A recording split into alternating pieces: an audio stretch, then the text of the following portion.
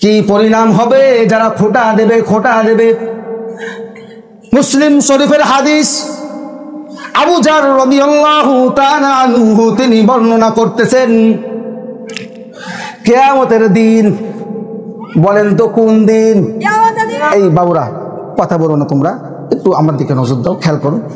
কিয়ামতের দিন, কিয়ামতের দিন তিন শ্রেণীর ব্যক্তিদের সঙ্গে আল্লাহ পাক রব্বুল আলামিন কথা বলবেন না, এবং কি তিনি তাদের দিকেও তিনি চোখ তুলে তাকাবেন না।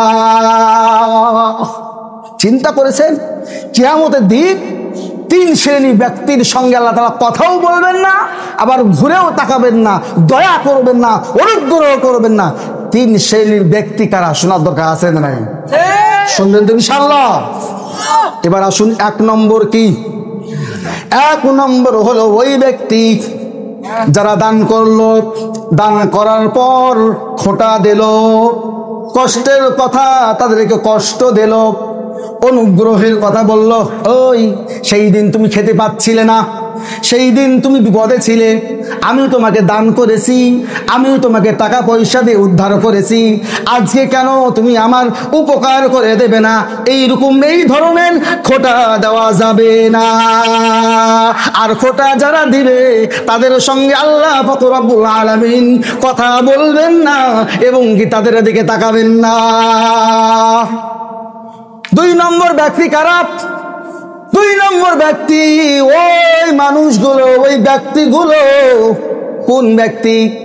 যারা নিজেদের পণ্য দ্রব্য বিক্রি করার সময় কসম খেয়ে খেয়ে তাদের পণ্য দ্রব্যগুলি বিক্রয় করে। নিজেদের পণ্য দ্রব্যগুলি কসম খেয়ে বিক্রি করে। আজকে আপনি বাজারে গিয়েছেন, বাজারে গিয়ে বলতেছেন, ভাইজান এই যে গরু গোশত দেখতেছেন, এই গরুটা দেশি না বিদেশি? বলে একমাত্র দেশি গরু। ভাই ফিড খাওয়া না ফিড ছাড়া? বলে 100% ফিড ছাড়া। বলে সত্যি? আল্লাহর কসম করে বলতেছি এটা ফিড ছাড়া। এবার গোশত নিয়ে আসছে বাড়িতে, আসার পর রান্না করেছে, বিবি দিয়েছে, এবার খাবার সময় বলতেছে, হায় রে হায়, করলাম তো করলাম কি, এর চাইতে যদি পোল্ট্রি মুরগি আনতাম এনে খাইতাম, এর চাইতেও বড় স্বাদ পাইতাম। কথা বলেন ঠিক না বেঠি? কি কথা বলেন ঠিক না বেঠি?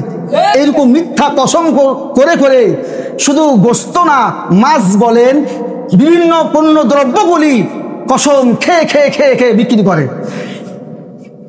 হাদিস সহিহ। হাদিস কি? সহিহ। মুসলিম শরীফের হাদিস বলতেছি আপনাদের সামনে, যে মিথ্যা কসম করে করে যারা পণ্য দ্রব্য বিক্রয় করবে ওই ব্যক্তিদের সঙ্গে আল্লাহ পাক রব্বুল আলামিন কথা বলবেন না। শুধু কথা বলবেন না তাই নয়, কি করবেন না? ফিরেও তাকাবেন না। তাহলে ওদের জন্য বড় সুসংবাদ না বড় দুঃখের সংবাদ? বড় দুঃখজনক কথা। এখন তিন নম্বর ব্যক্তি কারা? তিন নম্বর ব্যক্তি হলো ওই ব্যক্তিদের সঙ্গে আল্লাহ তাআলা কথা বলবেন না, যেই ব্যক্তিরা তাদের টাকনুর নিচে লুঙ্গি, পায়জামা, ট্রাউজার, প্যান্ট পরে, ওই ব্যক্তিদের সঙ্গে আল্লাহ তাআলা কথা বলবেন না, ফিরেও তাকাবেন না। কিন্তু আজকে বড় দুঃখের জনক হলেও সত্য যে আমাদের মাঝে কিছু কিছু, সবাই না, কিছু কিছু যুবক ভাইরা আছে, তারা করে কি জানেন? প্যান্ট এমন কায়দায় করেছে, জুতার সঙ্গে লাগায়া মনে হয় প্যান্টটাই জুতা বানিয়ে দিয়েছে। কথা বলেন ঠিক না বেঠি? ঠিক না বেঠি? আর এই হাদিসটা আমাদের কিছু কিছু মা বোন আছে খুব ভালোভাবেই মানে। বলে হুজুর কেমন করে? বলে হুজুর ছেলেরা তো মানে না, এখন আমরাই মানা শুরু করেছি। বলে কেমন করে?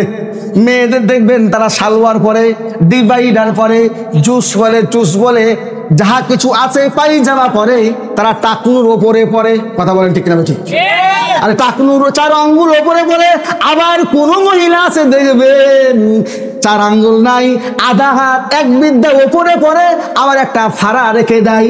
আর ফাড়া রেখে দেওয়ার পর রাস্তাঘাটে যখন চলে চলে চলে, আর যুবক ভাইয়েরা তার দিকে তাকায়, আর পায়ের কতগুলি পশম, কতগুলি লোম আছে, ফর্সা না সুন্দর না বান্দর, যা আছে সব দেখে।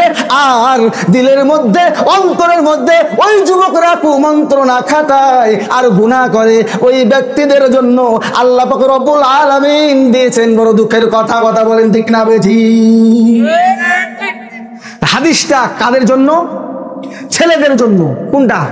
যে টাকনুর ওপরে পড়তে হবে ছেলেদেরকে পায়জামা, লুঙ্গি, ট্রাউজার, প্যান্ট করবে কারা? ছেলেরা।